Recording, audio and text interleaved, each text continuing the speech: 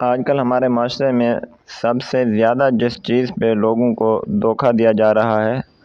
وہ ہے استخارہ۔ استخارہ کے موضوع پر لوگ جو ہے دوسرے لوگوں کو، جو ان پڑھ لوگ ہوتے ہیں یا جو شریعت کا زیادہ علم نہیں رکھتے، تو ان لوگوں کو بری طرح لوٹتے ہیں اور اخباروں میں باقاعدہ اشتہارات چلاتے ہیں کہ ہم سے استخارہ کروائیں۔ حالانکہ استخارہ جو ہے یہ خود کرنے کا عمل ہے، دوسرے سے کروانے کا عمل نہیں ہے۔ استخارے کا مطلب ہوتا ہے خیر طلب کرنا۔ خود کرنے کا عمل اس لیے ہے کہ رسول پاک صلی اللہ علیہ وسلم یا حضرات صحابہ کرام جنہوں نے بھی استخارہ کیا ہے تو انہوں نے خود کیا ہے۔ یہ رواج اس زمانے میں نہیں تھا کہ اپنے کسی کام کے متعلق دوسروں سے استخارہ کروائیں۔ تو آج کل چونکہ شریعت کا علم اکثر لوگوں کے پاس نہیں ہے، تو اس لیے لوگ دوسرے لوگوں کی جہالت سے فائدہ اٹھاتے ہوئے دوسرے لوگوں کا استخارہ کرتے ہیں، ان کو استخارہ کروانے پر آمادہ کرتے ہیں، حالانکہ استخارہ خود کرنے کی چیز ہے۔ دوسری بات یہ ہے کہ استخارہ عام طور پر جو کیا جاتا ہے وہ کسی مشکل پیش آنے کے وقت کیا جاتا ہے، کسی اضطراب کے وقت کیا جاتا ہے، کسی بے چینی اور سوچنے کے وقت کیا جاتا ہے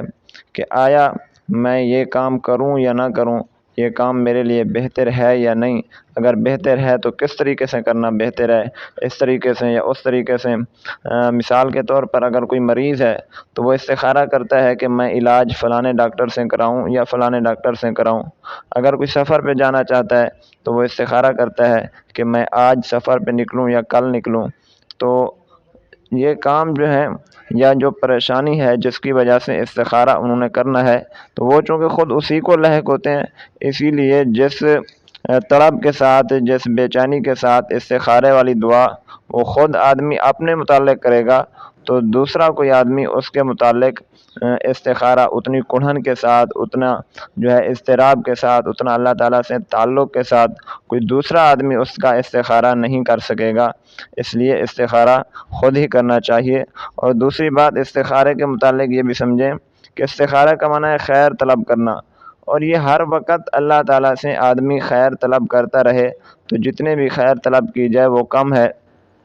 اس لیے استخارہ ضروری نہیں کہ کوئی معاملہ پیش آئے پھر استخارہ کریں، یعنی اکثر لوگ استخارہ کرتے تو ہیں اس وقت جب کوئی معاملہ پیش آئے، لیکن یہ ضروری نہیں ہے کہ جب کوئی معاملہ پیش آئے تو پھر ہی استخارہ کرنا ہے، اس کے علاوہ استخارہ نہیں کرنا، یہ ضروری نہیں ہے۔ ہر وقت استخارہ کرنا چاہیے، کیونکہ استخارے کا معنی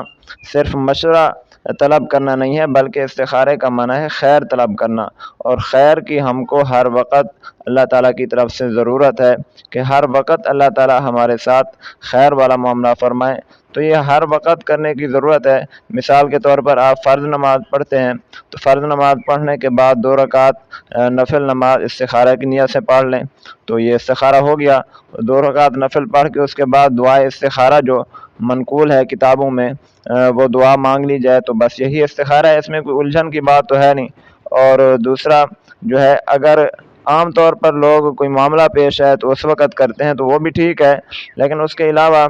معاملہ پیش نہ بھی ہو پھر بھی استخارہ کرتے رہنا چاہیے۔ اس کا فائدہ یہ ہے کہ استخارہ کرنے سے اللہ تعالیٰ سے رشتہ اور تعلق انسان کا مضبوط ہوتا ہے۔ اس کی مثال یہ ہے کہ مثال کے طور پر ایک بیٹا اپنے والد سے ہر چھوٹی بڑی بات میں مشورہ کرتا ہے کہ ابو یہ کام کس طرح کروں، یہ کام کس طرح کروں، دن میں 5-6 مرتبہ اپنے والدین سے وہ کسی بھی کام کے متعلق پوچھ لیتا ہے، تو ایک یہ بیٹا ہے۔ اور دوسرا وہ ہے کہ جو اپنی مرضی سے ہی سارے کام کرتا رہتا ہے، تو جو ہر بات پر والدین سے پوچھتا ہے اور پوچھ کر عمل کرتا ہے، تو ظاہر ہے والدین سے رشتہ اور تعلق اسی کا مضبوط ہوگا جو چھوٹی چھوٹی بات اپنے والدین سے پوچھ کے کرتا ہے۔ تو اسی طرح جو انسان چھوٹے سے چھوٹا کام، بڑے سے بڑا کام کرتے وقت اللہ تعالیٰ سے استخارہ کرتا ہے، مشورہ کرتا ہے، اللہ سے خیر طلب کرتا ہے، تو ظاہر ہے اللہ تعالیٰ سے تعلق اسی کا زیادہ مضبوط ہوگا۔ اسی لیے استخارہ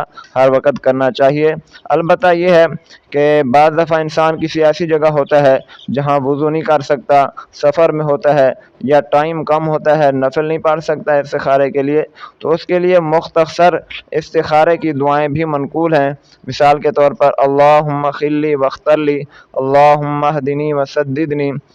تو یہ مختصر استخارہ ہے جس سے انسان ہر وقت فائدہ اٹھا سکتا ہے۔ مثال کے طور پر کسی بات کا فوری طور پر کسی نے کسی کو جواب دینا ہے، اب اس کے پاس اتنا بھی ٹائم نہیں ہے کہ وہ وضو کرے یا نفل پڑھے، تو اسی وقت ہی اللہ تعالیٰ سے بیٹھے بیٹھے یا چلتے چلتے یہ دعا مانگ لے، اللہم خلی واختر لی، اللہم اہدنی وسددنی، تو جو بہتر صورت ہوگی اس کام کے متعلق اللہ تبارک و تعالیٰ وہی صورت جو ہے وہ بندے کو عطا فرما دیتے ہیں اور اس کا استخارہ ہو جاتا ہے۔ تو شریعت کی معلومات نہ ہونے کی وجہ سے ہم لوگ الجھنوں میں پڑ جاتے ہیں۔ اگر شریعت کی معلومات ہو تو شرعی احکام پر عمل کرنا بے حد آسان ہے، اور جو بھی شریعت کا حکم ہے اللہ تبارک و تعالیٰ نے اس میں خیر ہی خیر رکھی ہے، جو بھی شرعی احکام ہے اللہ تبارک و تعالیٰ نے اس میں خیر والا معاملہ ہی رکھا ہے۔ اور استخارے کے متعلق یہ بھی ضرور سمجھیں کہ استخارہ ہمیشہ جائز کاموں میں ہوتا ہے۔ مثال کے طور پر دو کام ہیں، دونوں جائز ہیں، اب ان میں سے کون سا کر سکتے ہیں تو اس میں استخارہ کیا جاتا ہے۔ ناجائز کام میں کبھی استخارہ نہیں کرنا، ناجائز کام تو کرنا ہی نہیں، جب شریعت کا حکم ہے پہلے سے ہی کہ یہ کام نہیں کرنا تو اب اس میں استخارہ کرنے کا کیا مطلب۔ اسی طرح جو کام فرض ہیں وہ کام کرنے ہی کرنے ہیں، ان میں کرنے یا نہ کرنے کے متعلق استخارہ کرنا فضول ہے۔ مثال کے طور پر جتنے فرائض ہیں، حج ہے، زکوٰۃ ہے، نماز ہے، ان کو ادا کرنا ہی کرنا ہے، تو ان کے متعلق استخارہ کرنے کا کوئی فائدہ ہی نہیں ہے اور استخارہ کرنا ہی نہیں چاہیے اس کے متعلق، بلکہ وہ کام